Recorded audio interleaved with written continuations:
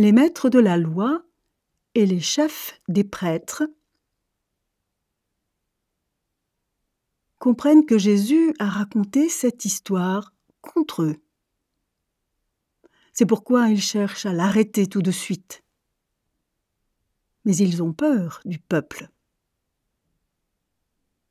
Alors ils surveillent Jésus et ils envoient vers lui des hommes qui font semblant d'être fidèles à Dieu.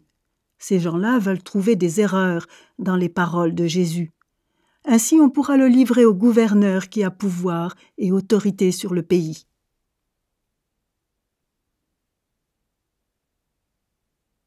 Il lui pose cette question. « Maître, nous le savons, tu dis et tu enseignes des choses justes. Tu ne regardes pas l'importance des gens. Mais tu enseignes en toute vérité ce que Dieu nous demande de faire.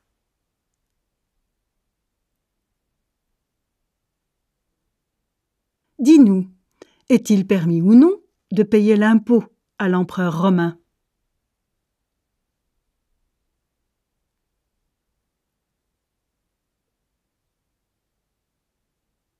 Mais Jésus comprend que c'est un piège. Et il leur dit, « Montrez-moi une pièce d'argent. »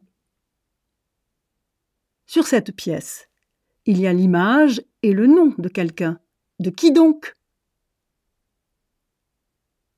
Ils répondent, « De l'empereur. » Alors Jésus leur dit, « Eh bien, rendez à l'empereur ce qui est à l'empereur. Et rendez à Dieu ce qui est à Dieu. » Le peuple écoute. Les maîtres de la loi et les chefs des prêtres ne peuvent pas trouver d'erreur dans les paroles de Jésus. Ils sont très étonnés de sa réponse et ils se taisent.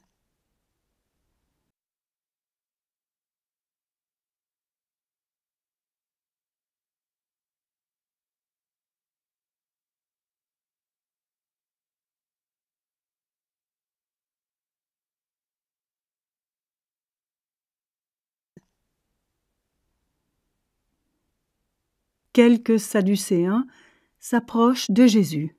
Les Sadducéens ne croient pas que les morts se relèveront.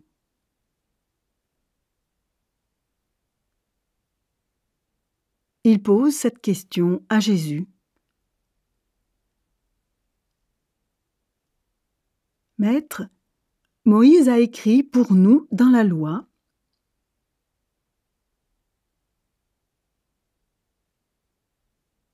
un homme a un frère marié. Si ce frère meurt sans enfant, l'homme doit se marier avec la veuve.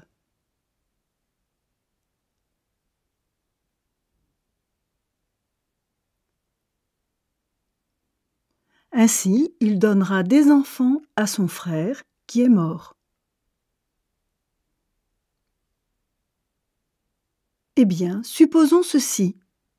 Il y a donc 7 frères. Le premier se marie et il meurt sans enfant.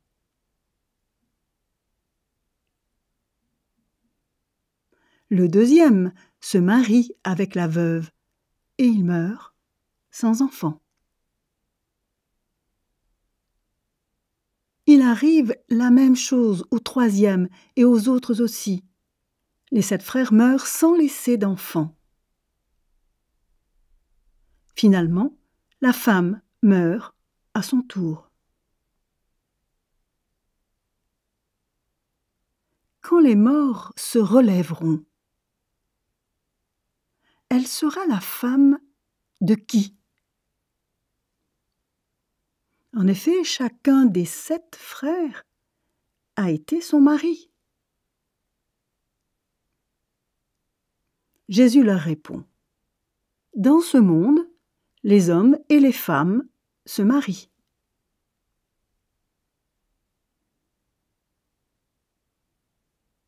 Certains, Dieu les juge dignes de vivre dans le monde qui vient, et donc de se relever de la mort. Mais ces hommes et ces femmes ne se marient plus. En effet, ils ne peuvent plus mourir, parce qu'ils sont comme les anges.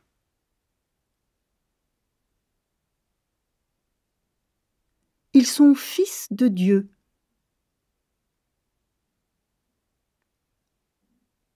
Parce que Dieu les a relevés de la mort.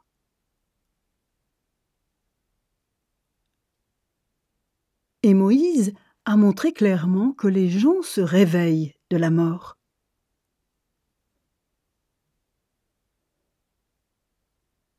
En effet, quand Moïse raconte l'histoire du buisson, il appelle le Seigneur le Dieu d'Abraham, le Dieu d'Isaac et le Dieu de Jacob.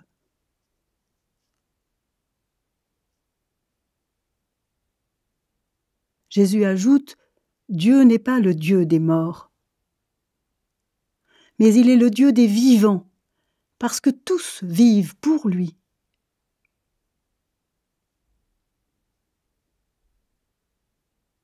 Quelques maîtres de la loi disent à Jésus « Maître, tu as bien parlé. »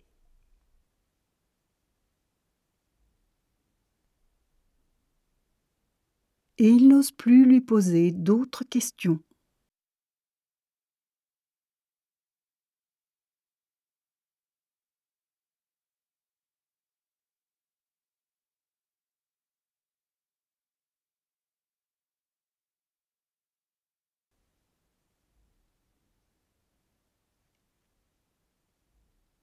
Alors Jésus leur dit « Les gens disent que le Messie est fils de David. »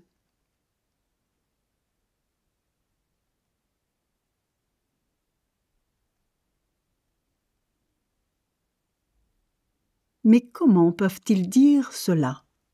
En effet, dans le livre des psaumes, David lui-même dit « Le Seigneur déclare à mon maître, viens t'asseoir à ma droite. Je vais mettre tes ennemis sous tes pieds. » Donc David appelle le Messie « maître ». Alors comment le Messie peut-il être aussi fils de David?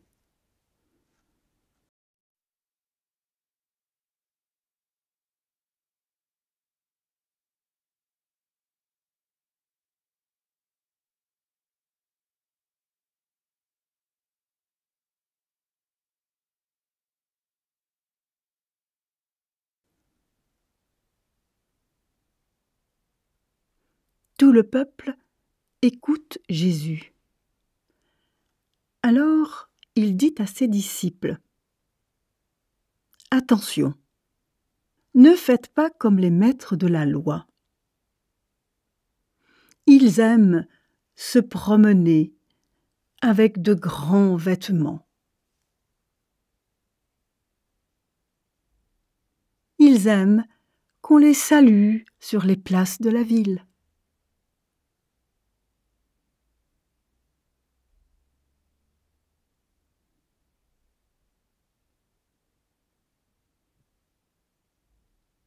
Ils choisissent les premiers sièges dans les maisons de prière.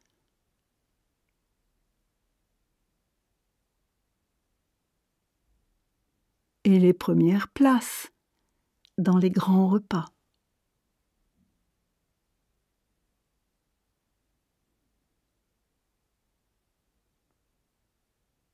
Ils prennent aux veuves tout ce qu'elles ont.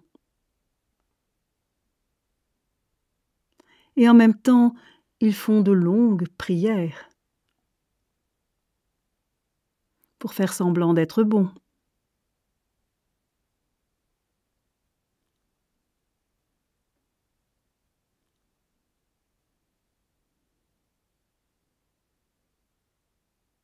À cause de cela, Dieu les punira encore plus que les autres.